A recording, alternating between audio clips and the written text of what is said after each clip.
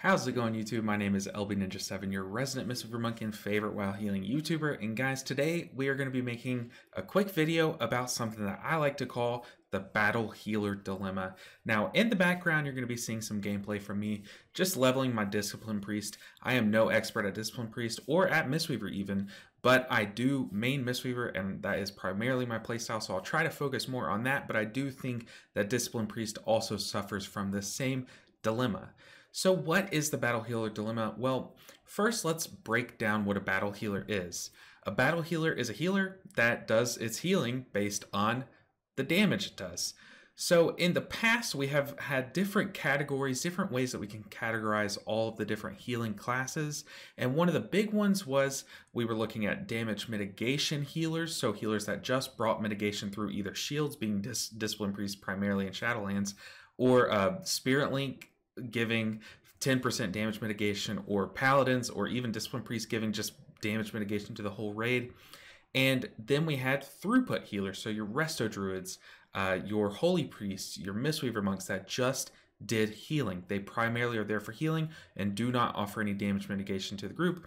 That was one way that we used to separate the classes, but now those lines have become pretty blurred because we have Holy Paladins doing insane amounts of throughput right now. We have Resto Druids that technically you could argue that they bring some amount of tankiness by giving a versatility buff. So it's kind of hard to delineate those together, but this is just what we're going to be focusing on today, is just looking at Mistweaver and Discipline Priest as battle healers, and then the rest of the healers as just non-battle healers. So let's go ahead and talk about why this is an issue. Well, the thing about battle healers is their damage matters.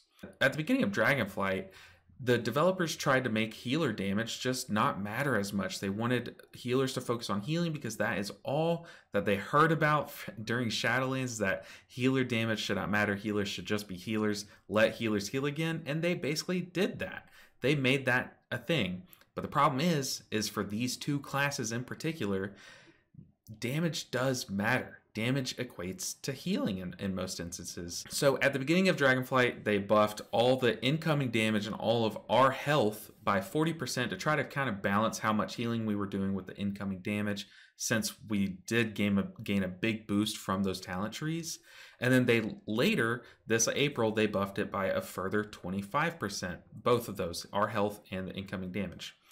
So they've kind of tweaked the healing, all of the healing to be able to deal with this, but they never really tweaked the damage of these two classes. So now both of these classes kind of rely a bit more on their direct healing like they have in the past.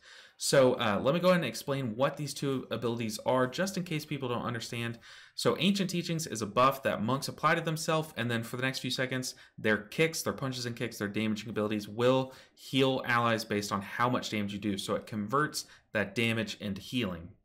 The same is kind of true with Atonement, where they apply a buff to certain party members, and then for the next few seconds, I think that buff lasts 15 seconds on each party member. For those 15 seconds, any damage that you do will be converted. 36% of that damage is converted to healing to each target. So you're probably like, 36, that doesn't seem like a lot, but if you have it on all 5 Mythic Plus members, or if you have it on, like, say, 15 of your raid members, you can see how that can kind of add up and become a pretty big number. So all of a sudden, in the past, these have been very scary to balance, because it's, do you either buff the healer damage, then all of a sudden these two healer specs are doing the most damage of all the healers, or and then that healing does feel good, or do you buff that healing and all of a sudden their healing's insane, but their damage is still kind of lackluster, so they're really good in raid, not as good at Mythic Plus. Well, both of these healers are kind of suffering from kind of the same thing in terms of player base. Their player base has kind of fallen out from underneath them, and it kind of all links back to this. So Mistweaver struggles a lot in Mythic Plus, where they do focus more on their Ancient Teachings. Now you will see Mistweavers pushing their own ceiling higher. I mean, if you look at Mega Set, she is cracked at the game and has done, I believe at this point, a plus 29 key, which is just disgusting, and very props to her. Very props to her. You guys know what I mean. But then in Displeased scenario, they struggle in raid. So they can do plenty damage in Mythic Plus to kind of keep up with some of the other specs, but then they also do fine healing. They can handle mechanics pretty well. But both of these classes just cannot be balanced in both. And it all stems back to that damage conversion. Now, let's go ahead and look at two scenarios where battle healing was prominent in Dragonflight, and those are Verdant Embrace for Shadow Priests and then Avenging Crusader for Holy Paladins. So Verdant Embrace is a spell that's offered to all three priest specs. They can all take it, it's on their talent tree, but what it does is for the next few seconds, you convert your damage into healing. So already you can kind of see why it's just so much stronger on Shadow Priests than it is on the Healing Priests, because they are a DPS class. They are gonna do insane damage, can do 200,000, 250,000 DPS on certain pools and convert that into healing to your party. So for a time, you guys probably remember there was a time where big pusher groups would take 4 DPS and 1 tank instead of 1 healer, and Shadow Priests were a big cause of that because they can do a lot of off healing. So that is one way that you can see that that damage conversion does matter. You can tweak either of those numbers. You could have made Verdant Embrace do less healing, and then it would make the Discipline Priests or it would make the Holy Priests suffer because they would be getting a nerf. Or you can make just Shadow Priests do less damage, or you can make it work differently for Shadow Priests, make the numbers adjusted. It's very hard to balance, and you can kind of see that because that was a very temperamental thing to balance. If you tweak one number, it will affect 3 different specs in completely different ways. And then let's look at Avenging Crusader. So they would apply this buff. It's on a 45-second cooldown, and while it's active, they had some damaging abilities, and it would heal your allies for up to 500% of the healing. I mean, it would split evenly among them. So you can, if you Crusader Strike for 10,000, it would heal 5 people for 10,000. So you can just get insane healing from this. So this was kind of like the better version of Ancient Teachings for a while. It kind of made Ancient Teachings a little bit of a meme because Ancient Teachings only heals for 135% of the damage that your kicks do currently, or your Tiger Palm Blackout Kick and Rising Sun Kick. So this was just another example where that number was so high. 500% is so high compared to Ancient Teachings that it kind of just spit on Mistweavers. Now, obviously, it has been nerfed since then, but that shining moment that it had really showed how strong battle healing can be. Now, why do these classes suffer so much from the weakness of their 2 battle healing playstyles? Well, it all comes down to the split between Mythic Plus and rating.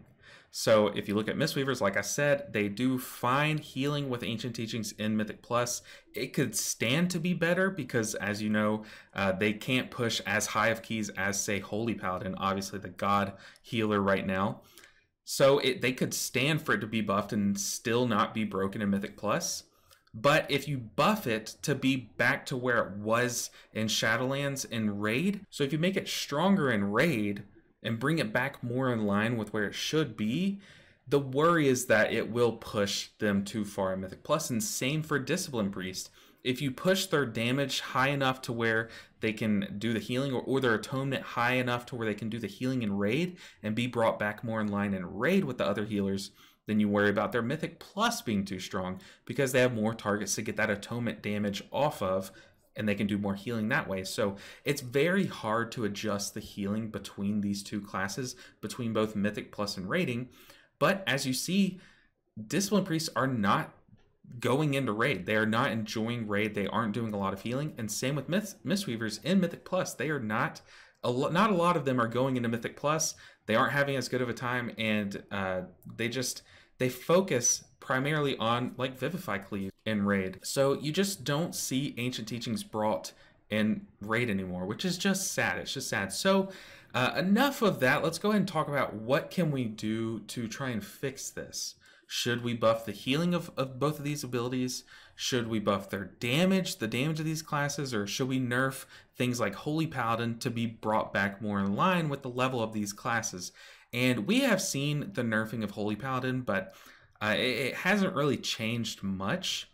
I do want to say that one major takeaway from seeing Holy Paladin shine so hard as it is right now is that you are seeing a lot of people swap to it. Now, that's a very stupid take, you're probably thinking, but it's not just because it's powerful.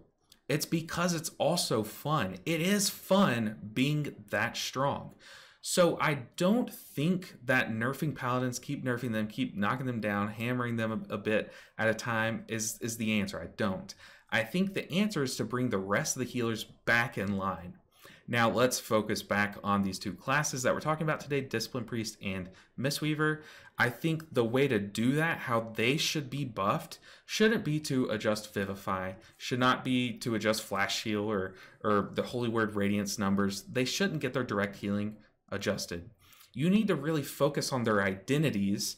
They are the battle healer classes. Focus on those identities and buff those identities to bring them back and more in line with Holy Paladin. So in the case of Mistweaver, you could adjust the Ancient Teachings numbers, but what I would do is I would probably still adjust the Ancient Teachings numbers a bit, but you still would kind of worry about the Mythic Plus numbers. However, I would buff the damage. I really would. I think that their raid damage mattering more is kind of what their identity was. And by buffing their damage, you're also buffing your Ancient Teachings, and then you'll see more healers kind of play around that playstyle. You can see both the Chi-Ji and the Yu'lon ramp playstyles become more of a thing.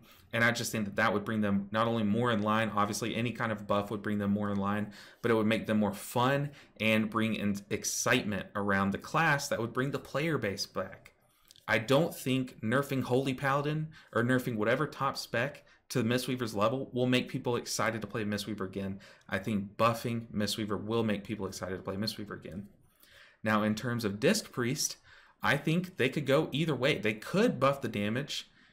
They could make Penance do a bit more damage or something like that, or they could adjust those atonement numbers, and either way would be fine. I think adjusting the atonement numbers would make them stronger in raid than they are currently, whereas adjusting their damage would make them stronger in Mythic Plus than they are currently. So I do think adjusting the atonement numbers is the correct fix for Discipline Priests. So if they made that, I don't know, 40%, I don't have any data to back this up, but I do think like a slight tweak to their atonement numbers could bring them back in line with the rest of the healers in raid. I do think they're doing fine damage as is, but just like I said, that conversion of damage into healing is what gives them their identity. So bring that back by just buffing their atonement.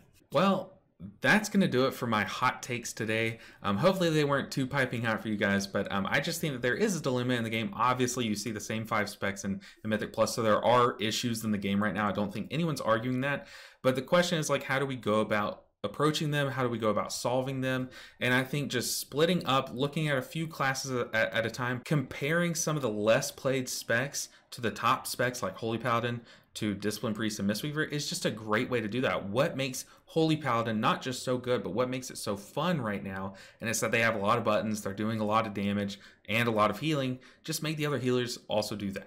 It seems very simple, but I know that there is a lot more to it. So if you are a developer watching this, 1, I don't envy you, but 2, what's up? Welcome to the channel. But I highly doubt that any developers watch any of my videos. But for those of you who are watching, make sure that you guys on your way out, make sure you're subscribed. I know I'm a very small YouTuber, very small WoW YouTuber. I'm trying to get my foot in the door, trying to start this up, and every single subscription matters. Every single one of you guys. If just one of you clicks that button, I know it feels like, oh, well, my subscription won't matter. It really does. And every single time that you guys like the video, it gets my videos seen by more people. I might come up on your page again. So if you like my content, make sure you like it. If you dislike my take, make sure and dislike this video. Those numbers also help me as well. And let me know down below what you guys think. Let's try to keep the conversation civil. But I am very excited to see what you guys have to say about this, because I know this is probably a hot topic. There's probably a lot of different ways you can approach this. So I just want to thank you all for watching this far. Like I said, do all that sellout stuff. It really helps me out a ton. And I hope that you guys enjoyed this. I hope that either I reinforced your beliefs on what should happen in the game, or I offered you a different perspective. Either way, I'm glad that you watched the video, and I hope you guys liked it. I appreciate all of you, and I will see you guys in the next one. Until then, take care.